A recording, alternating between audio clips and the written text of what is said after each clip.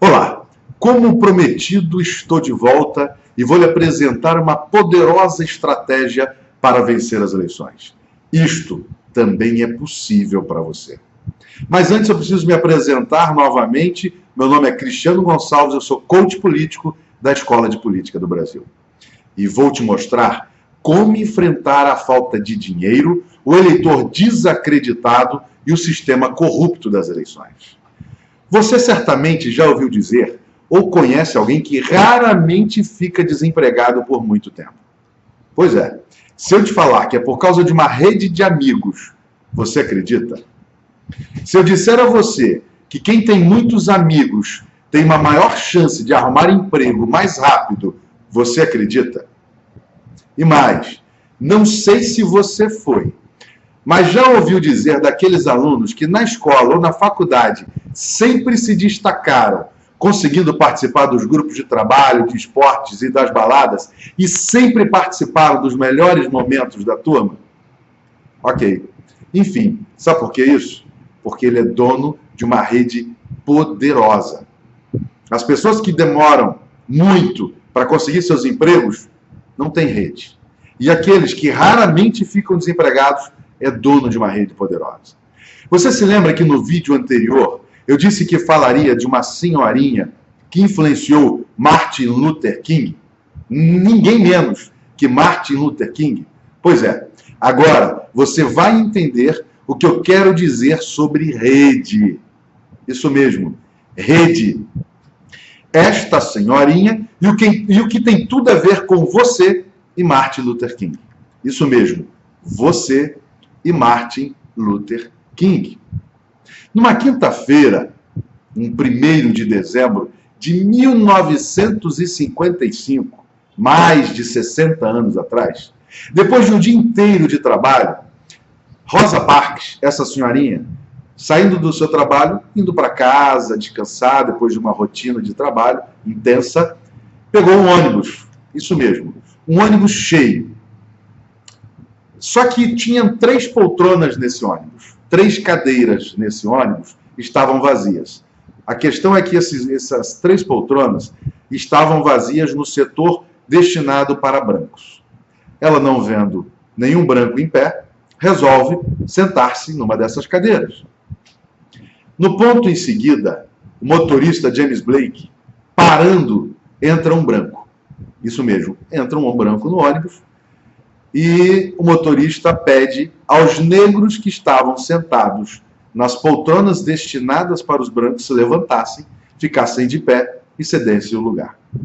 Rosa Parks olhou à sua volta e percebeu que tinha 2 poltronas vazias. Ela resolveu não se levantar. O motorista volta o olhar para o fundo do ônibus e grita para ela se levantar. Ela teima em se levantar. Então o motorista sai do lugar, vai até Rosa Parks e diz para ela: se você não se levantar, eu vou chamar a polícia. E ela não saiu do lugar. Blake chamou a polícia e ela foi presa. Naquele instante, Rosa Parks, sem saber, estava mudando o rumo da história. Mas antes, em 1946, quase 10 anos antes, precisamente 9 anos, Geneva Johnson foi presa por retrucar com motorista. Em 1949, Viola White, Kate Wingfield e 2 crianças foram presas por desobedecer a ordem de um motorista e de se levantar dos lugares para os brancos. Em 1952, um policial da mesma cidade matou um homem negro por discutir com um motorista. Olha que absurdo. No mesmo ano que Rosa Parks tinha sido presa, Claudette Colvin e Mary Louise, com apenas 3 meses antes da prisão de Rosa Parks, tinham sido presas, simplesmente porque não liberaram lugar no ônibus para os brancos. Mas quando Rosa Parks foi presa, a cidade inteira se mobilizou. A cidade parou. A cidade saiu em defesa de Rosa Parks. Mas o que aconteceu para as pessoas se juntarem em defesa de Rosa Parks? O que ela tinha de especial? Você já parou para pensar? Dias antes ou dias depois, sem saber como, na verdade, dias depois, ela regimentou uma multidão de pessoas. Primeiro foram seus amigos próximos. No mesmo dia, os amigos mais próximos de Rosa Parks se movimentaram para liberá-la da prisão. Joanne Robinson, que era presidente de um poderoso grupo político de professores, amiga de Rosa Parks, convocou uma reunião extraordinária e pediu para os pais e para os professores um boicote. Isso mesmo, um boicote aos ônibus. Pediu para eles não andarem de ônibus enquanto Rosa Parks não fosse liberada da prisão. Depois ela entrou na sala de mimeógrafo da escola. E ela imprimiu alguns panfletos e distribuiu. Menos de 24 horas depois de ser presa, a notícia de sua prisão se espalhou pelas principais organizações da cidade. Muitas pessoas que receberam o panfleto já conheciam Rosa Parks. Quando outros amigos de Rosa ficaram sabendo, entraram em ação. Foi aquele movimento, aquela multidão de pessoas se contactando, e olha que não existia celular, muito menos Facebook ou WhatsApp. Mas o primeiro movimento em massa da era moderna dos direitos civis poderia ter sido deflagrado por inúmeras prisões que aconteceram antes de Rosa Parks. Mas começou com Rosa Parks. Sabe por quê? Ela era muito conhecida e muito estimada. Rosa Parks era uma daquelas pessoas que dava muito mais do que recebia. Ela era secretária da Associação Nacional pelo Congresso das Pessoas Negras. Ela frequentava a Igreja Metodista e ajudava um grupo de jovens da Igreja Luterana. Você vê, ela participava de uma igreja e ajudava jovens de outra igreja. Ela passava os fins de semana fazendo trabalho voluntário no abrigo e vários outros dias da semana atuava no clube de botânica. Isso mesmo, plantava várias rosas, várias flores, para distribuir as mudas, as sementes, como voluntária. Nas noites de quarta-feira, ela se juntava a um grupo de mulheres para tricotar cobertores para o hospital local. Olha como ela se movimentava. E fazia serviços de costureira para debutantes, mocinhas que iriam debutar e outras vizinhas que não tinham vestidos. Ok. Estas pessoas, o círculo de amizades de Rosa Parks começou a se movimentar em sua defesa. Até que dois homens tiveram a ideia de chamar pessoas que eram responsáveis por grupos para entrar na luta pela Rosa Parks. Foi então que um homem com apenas 26 anos de idade e morando na mesma cidade de Rosa por apenas um ano,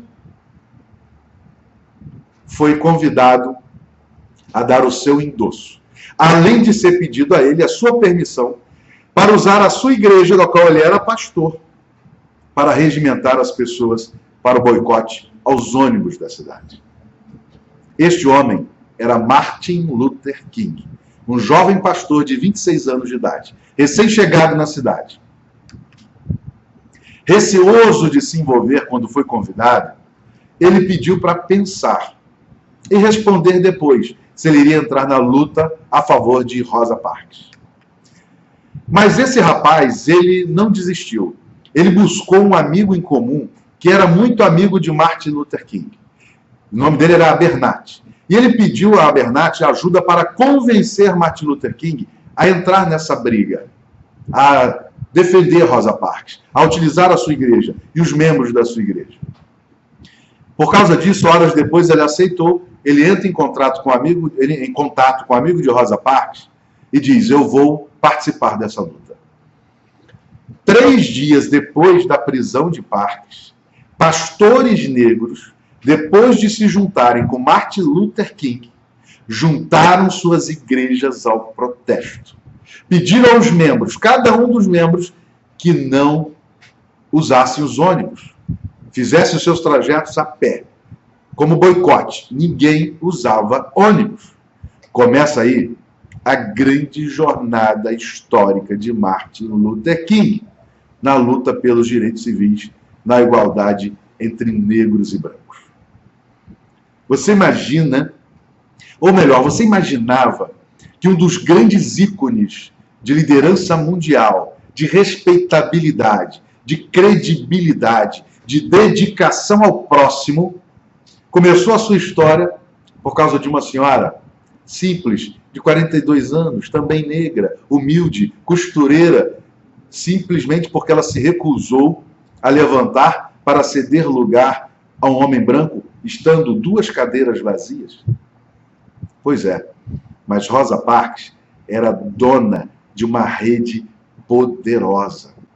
Ela fazia parte de associação de moradores, ela fazia parte de grupos de voluntários. O marido dela, para vocês terem uma ideia, reclamava muito com ela pelo fato dela sempre, raramente jantar em casa.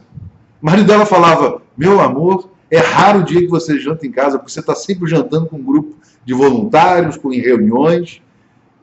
Isso mesmo, Rosa Parks, uma simples senhora, dono de uma rede poderosa, influenciou na história, na criação histórica de um homem, de um grande líder, Martin Luther King.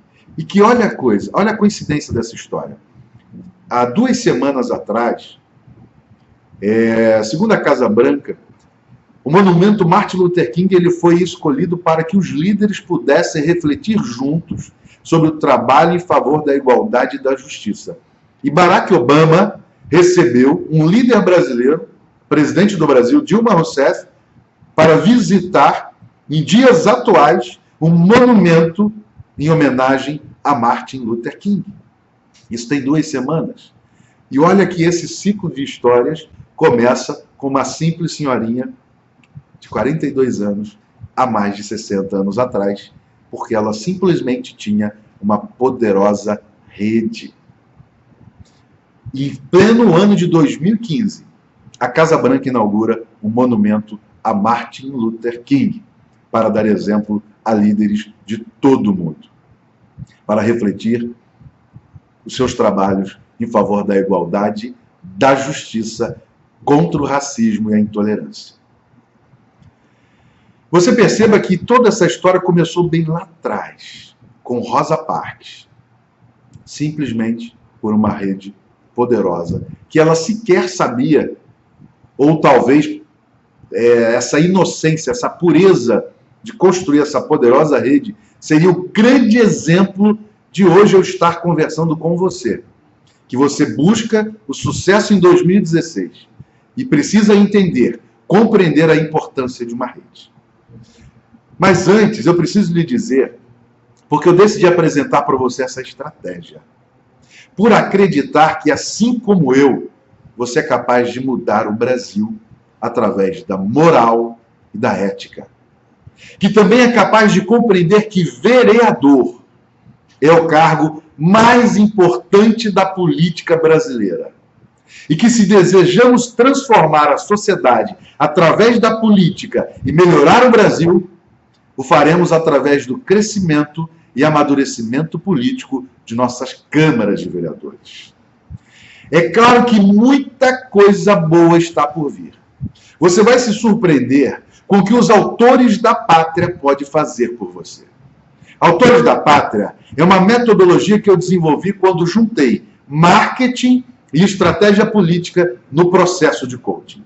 Além de ser inédito e utilizar ferramentas de autoconhecimento, traz em sua essência exatamente aquilo que você precisa para ser um autor da pátria.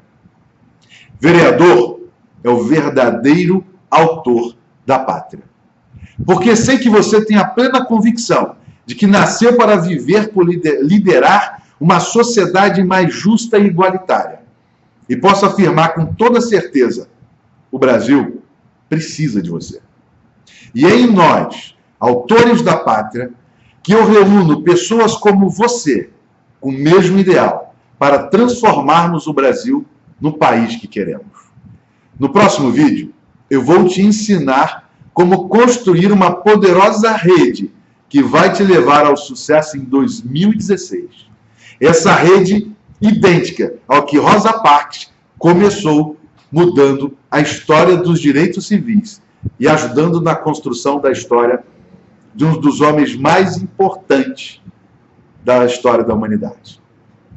Eu quero que você me deixe os seus comentários. Diga o que achou deste vídeo. E se deseja saber como atingir os mesmos resultados de Rosa Parks.